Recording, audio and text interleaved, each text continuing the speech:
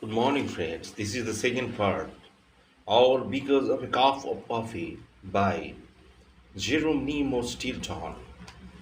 I told you to play it cool. The following morning, I dragged myself to the office. I was so depressed. The Countess was not interested in me. She already had Mr. Placey's sports car mouse. She probably laughed at my silly roses and threw my chocolates in the trash. Oh, how would I have been so foolish? I doodled a string on broken hearts in my notebooks. Then I began to sob loudly. Thea marched into my office. She looked at my drawing and shook her head. She broke your heart. Didn't she? Thea demanded to know. If you asked me, you should have played it cool. I sobbed louder. Minutes later, Travis stuck his head into the room. What's with the waterworks? Counting kings? He asked. Thea pointed to the broken hearts. Strap rolled his eyes. I told you to play it cool. She sneered. Just then a small rodent scurried through the door. It was my nephew Benjamin. He stared at the hearts in my notebook. Uncle, maybe you should have played it cool, he squeaked. I moaned. Just thinking about the Countess made me choke. How could I live without my soul mouse, my inspiration, my heart? I put my snout between my paws and cried like a rat stuck in a glue trap on Christmas Eve. The valley of the Chesetas. That night I slunk home. I dropped into my chair in front of the television. I usually don't watch a lot of TV, but I was feeling too sad to do anything else. I set a box of tissues out next to me.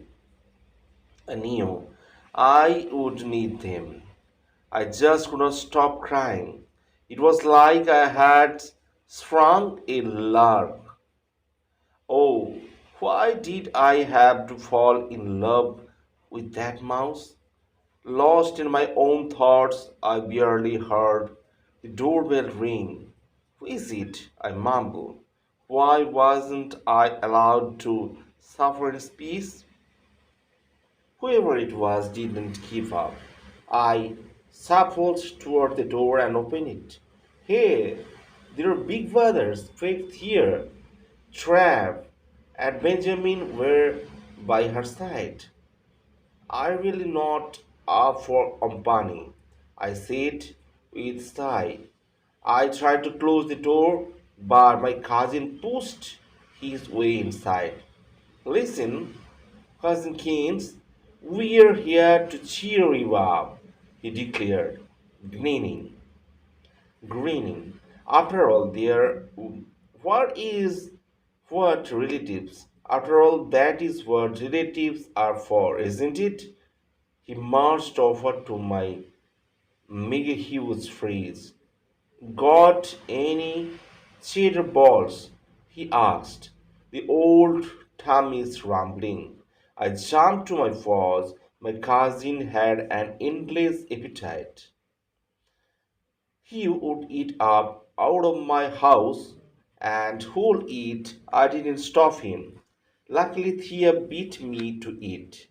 No time for food, she told Trav, yanking him away by the tail. We were here to cheer up Geronimo. He looks like he's been eaten by a rat. She stuck a magazine under my snout. Read this, she instructed. World's eight wonders still a mystery. the headline declared. The article said an ancient report had been found in Newmouth City Library. The report was written by the famous explorer Richard Rattingbone. Rattingbone had journeyed to Butterfly Island in search of the legendary Valley of the Chesties. The valley is said to be the English 18th wonder of the world. Eighth wonder of the world. Unfortunately, Rattingbone was not able to find it. Years later, explorers continued to search for the valley's secret entrance. I dropped the paper, shuffled back to my posture, and sat down. So, why are you showing me this? I asked eerily.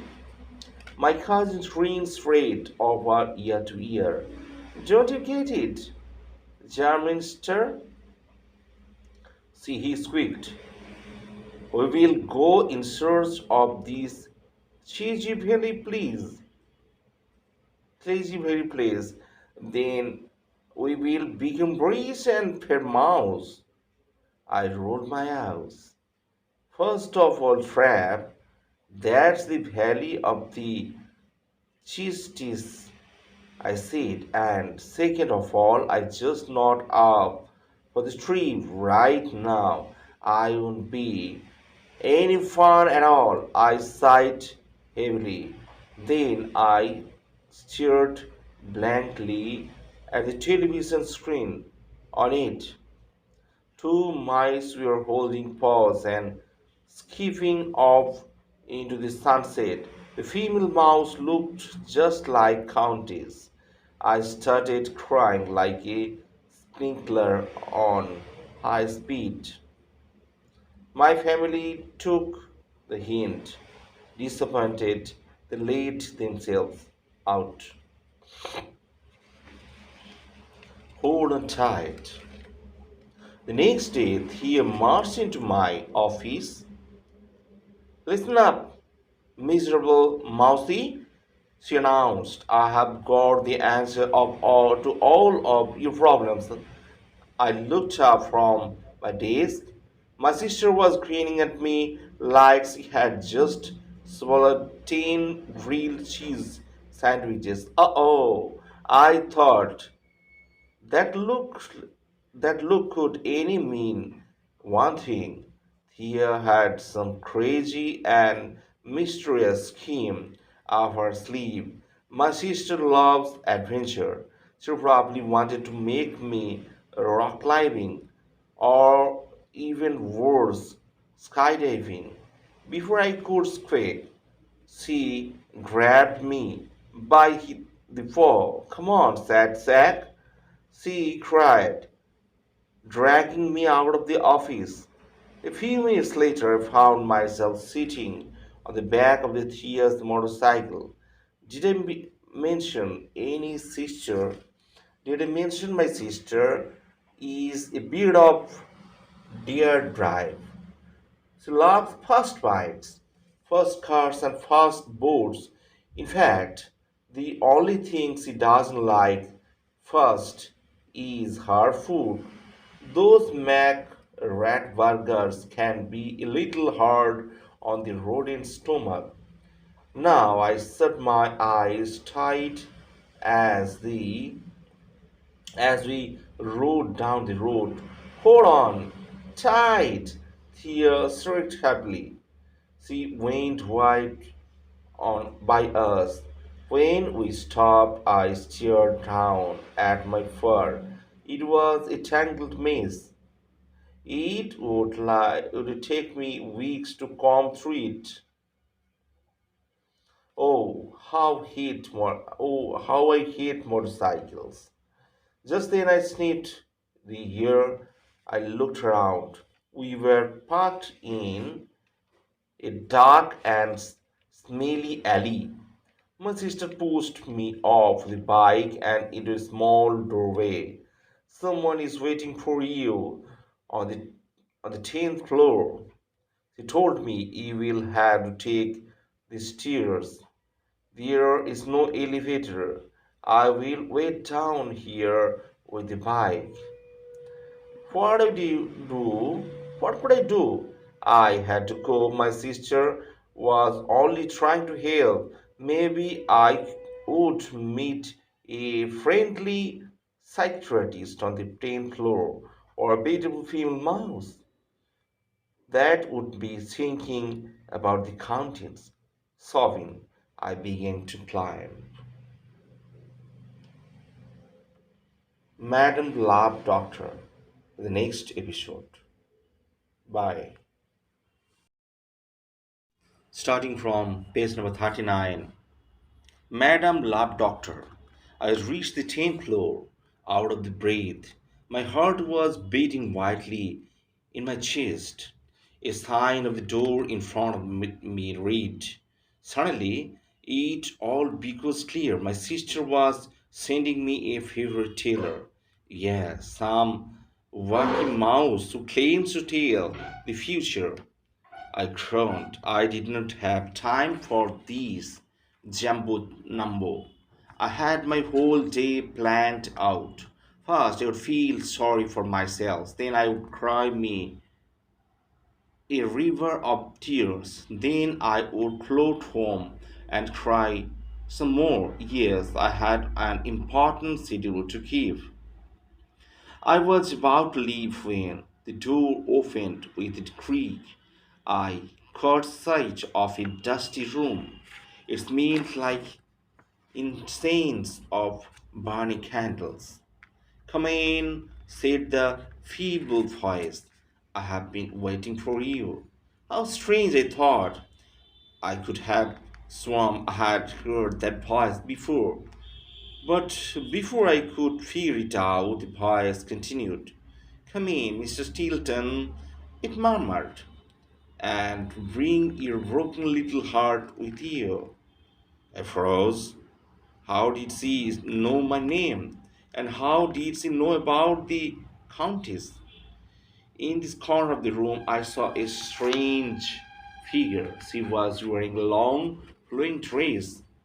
Her head was covered by a faded handkerchief. The room was so dark I could not make out her face. The fortune teller pushed me into a chair. Then she uncovered a crystal ball. I almost giggled. Maybe next she would try to read the lines on my forehead. It was so also very silly. I wanted to leave, but right then the fortune teller began to whisper.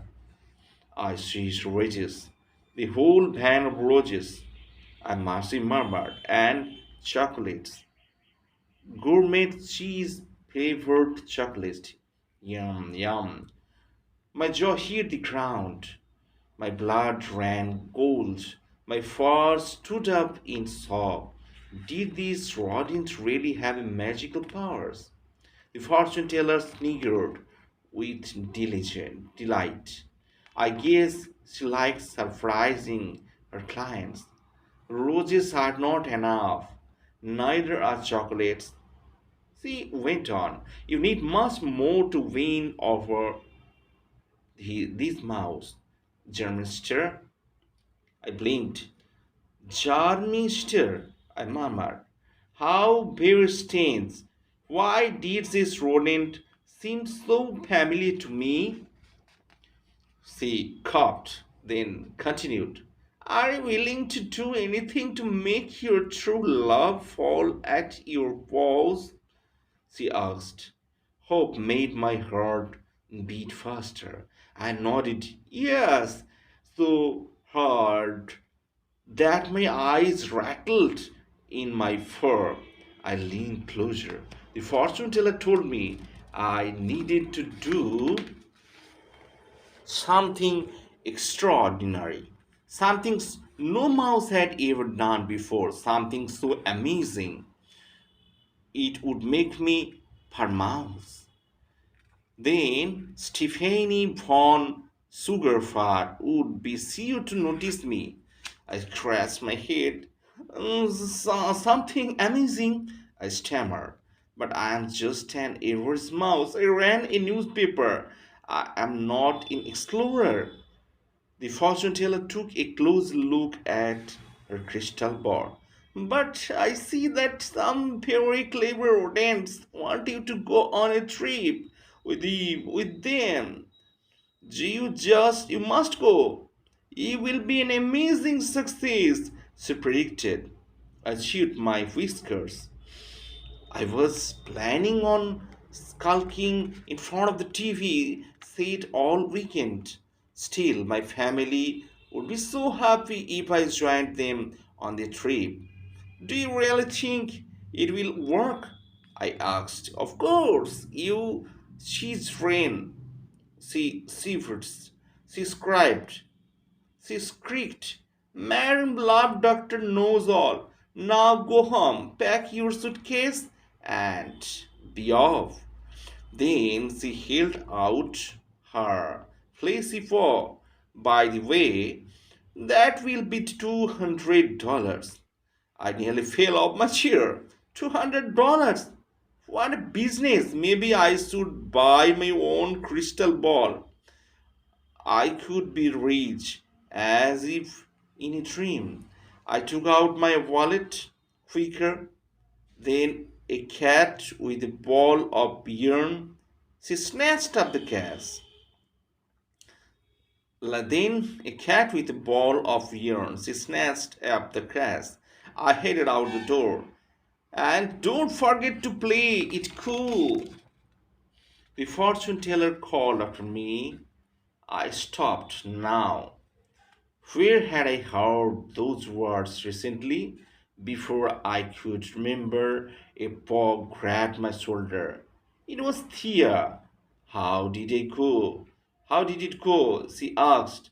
I told her that the fortune teller had said about the roses, about the chocolates, and about the amazing trip that you make me per mouse. So I guess I will go with you. I finished. For some reason, Thea didn't look too surprised. She rolled up on her bike, hung onto your whiskers, my sister cried. I was hanging on to more than my whiskers. I was hanging on for dear life. We are off. Minutes later, we reached the airport. It was continued 47 pages. In the next episode,